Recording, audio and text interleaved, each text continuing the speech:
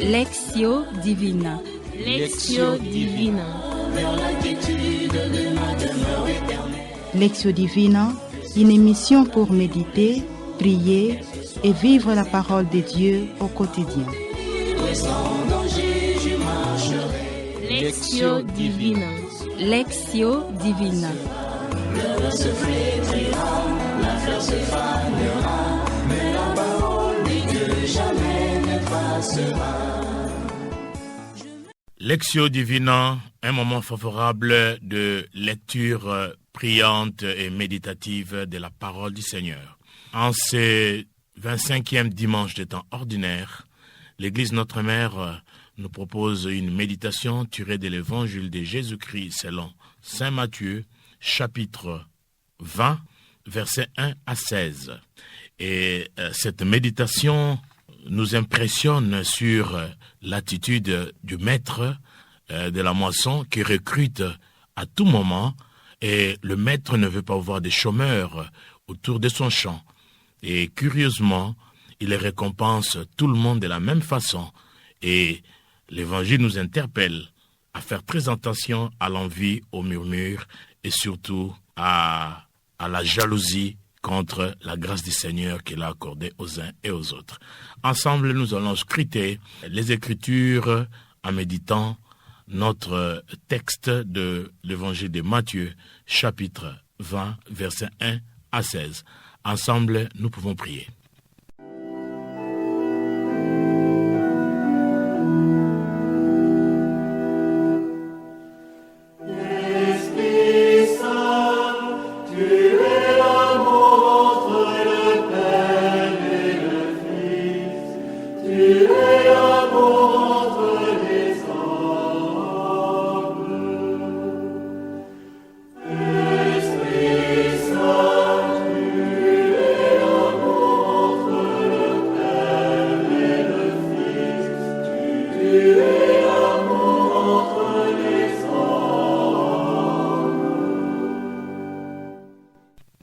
C'est le moment de l'écoute de l'Écriture sainte, écoute de l'Évangile. Suivons la lecture.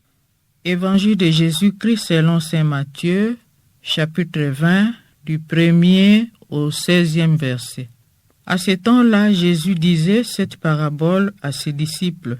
Le royaume des cieux est comparable au maître d'un domaine qui sortit dès le matin afin d'embaucher des ouvriers pour sa vigne. Il s'est mis d'accord avec eux sur le salaire de la journée, un denier, c'est-à-dire une pièce d'argent, et il les envoya à sa vigne.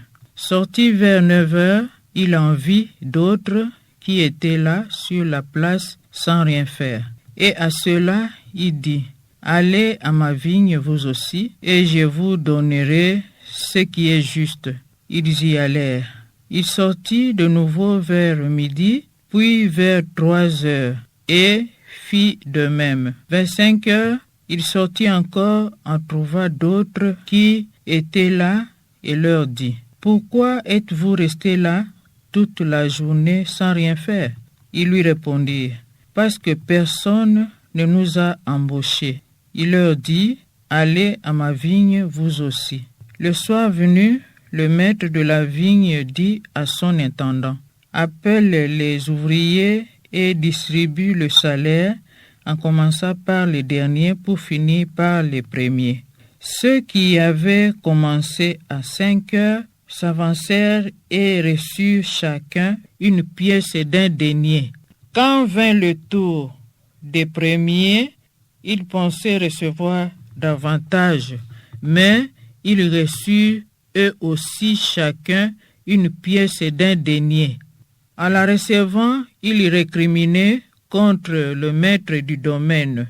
Ceux-là, les derniers venus, n'ont fait qu'une heure, et tu les traites à l'égal de nous, qui avons enduré le poids du jour et la chaleur. Mais le maître répondit à l'un d'entre eux, « Mon ami, je ne suis pas injuste envers toi.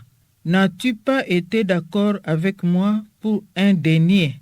Prends ce qui te revient et va-t'en. Je veux donner au dernier venu autant qu'à toi. N'ai-je pas le droit de faire ce que je veux de mes biens? Ou alors ton regard est-il mauvais parce que moi je suis bon? C'est ainsi que les derniers seront premiers et les premiers seront derniers. Acclamons la parole de Dieu. Louange à toi, Seigneur Jésus. Je vous invite à un moment de méditation pour intérioriser les textes que nous venons de suivre.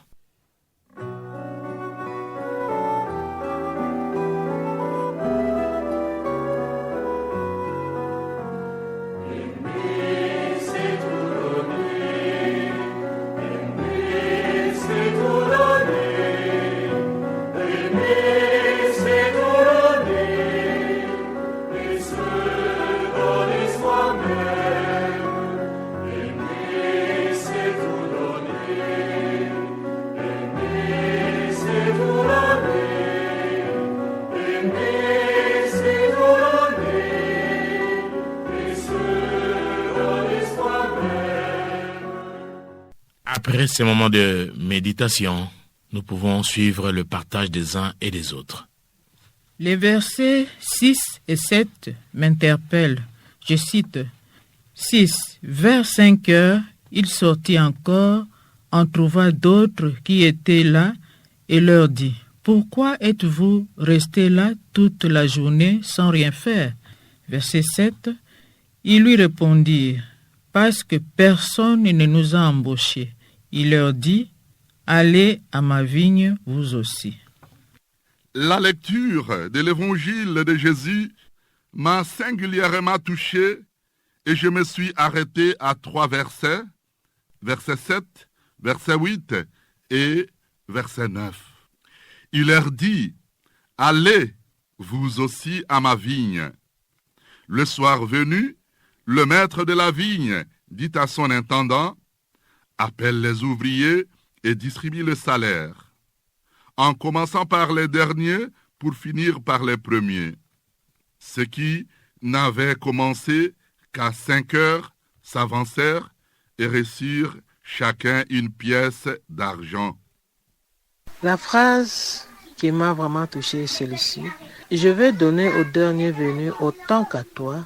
N'ai-je pas le droit de faire ce que je veux de mes biens? Maintenant, nous allons partager le message tiré de notre méditation. Les textes nous inspirent en quoi et qu'est-ce que le Seigneur nous transmet comme message dans ces textes. Chers frères et sœurs en Christ, en ce jour, Dieu veut nous faire savoir qu'il est plein de bonté. Il ressemble à ce propriétaire qui a compassion des chômeurs et paye tous ceux qui ont travaillé. La réalité est mise en crise par le royaume qui survient. Dans un monde endurci, alors nous disons, la bonté du Seigneur est pour tous.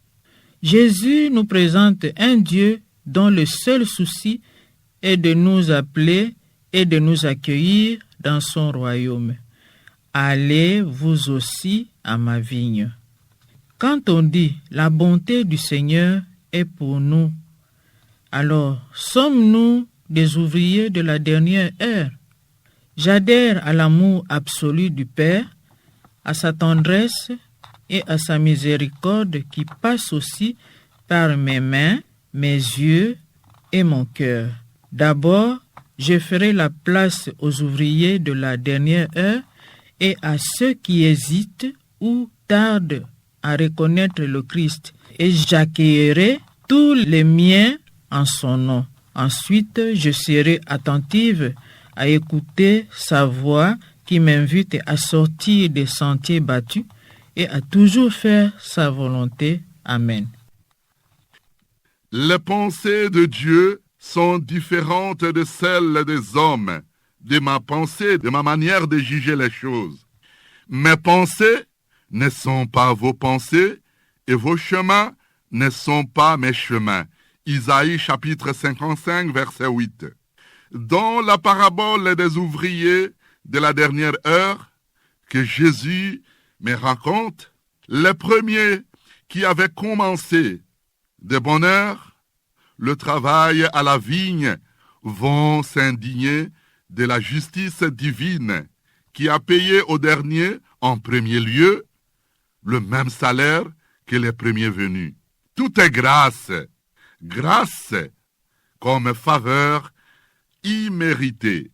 La grâce est considérée comme faveur imméritée, un don sans mérite de notre part.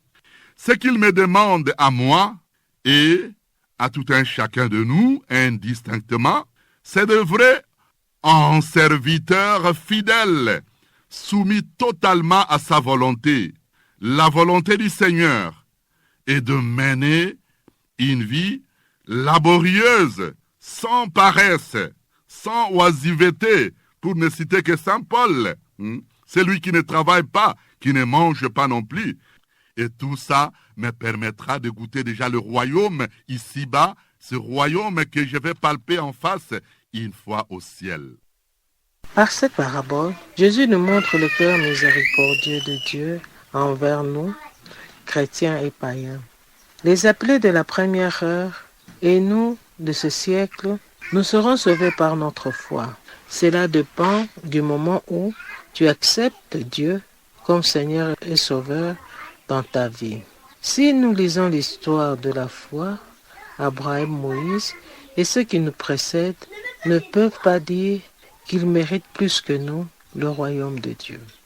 Chaque groupe représente soit une nation ou une classe sociale, et tandis que certains ont reçu la parole de Dieu depuis longtemps, d'autres viennent juste d'arriver à la foi. Le maître sort et engage à des heures différentes, et cela étonne.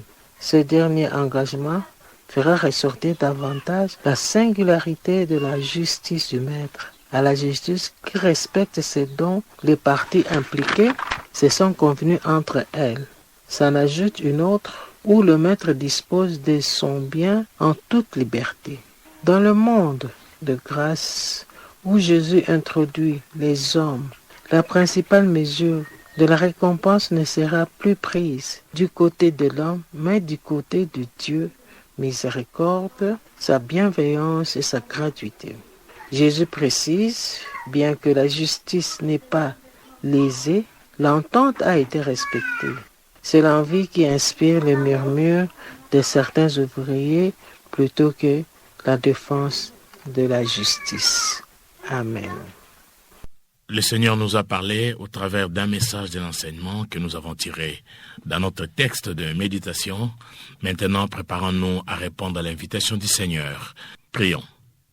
Donne-nous, Seigneur, un cœur nouveau, rempli d'humilité et de justice, pour accepter les grâces que Dieu nous donne sans envier les autres. Accepter les nouveaux venus avec amour dans la vigne du Seigneur. Amen. Ô Seigneur Jésus, apprends-moi à reconnaître combien Dieu, dans sa beauté et dans sa bonté, imbu de compassion, que Dieu est miséricordieux et ne fait pas de différence entre les hommes.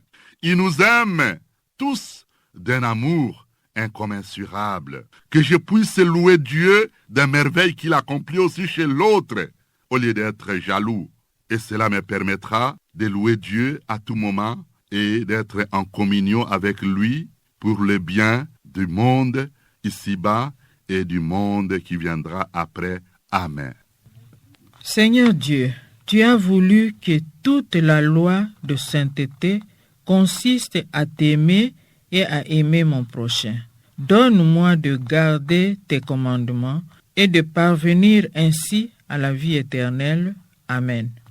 Chers auditeurs, chères auditrices, les pensées de Dieu ne sont pas les pensées des hommes. Nous, les hommes, nous agissons par la justice naturelle. Il est vraiment logique quand on recrute, celui qui a commencé le travail tôt puisse gagner plus.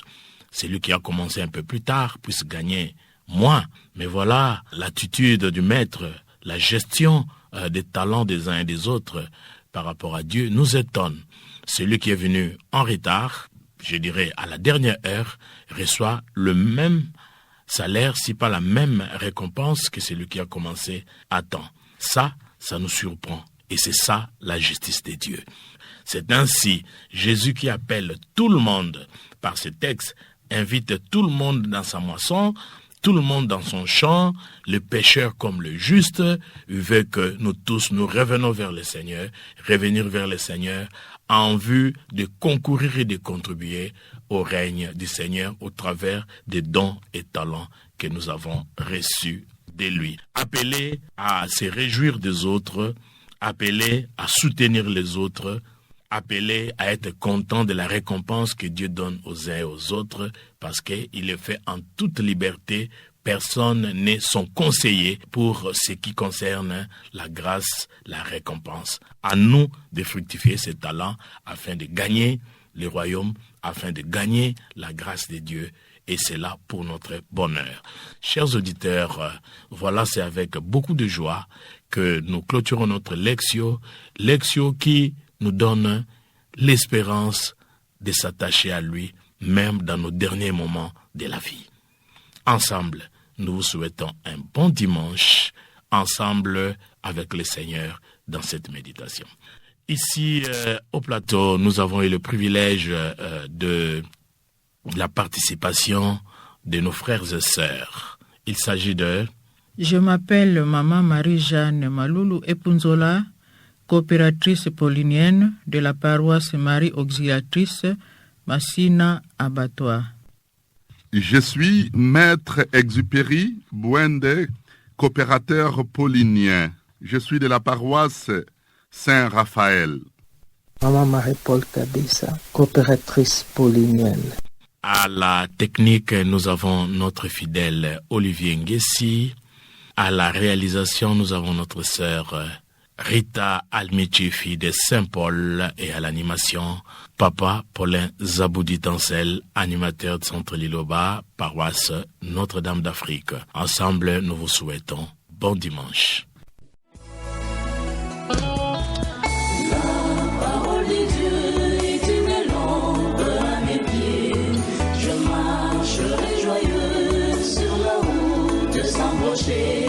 Lectio Divina. Lectio Divina. Lectio Divina, une émission pour méditer, prier et vivre la parole de Dieu au quotidien. Lectio Divina. Lectio Divina. Le se flétrira, la fleur se fanera, mais la parole de Dieu jamais ne passera.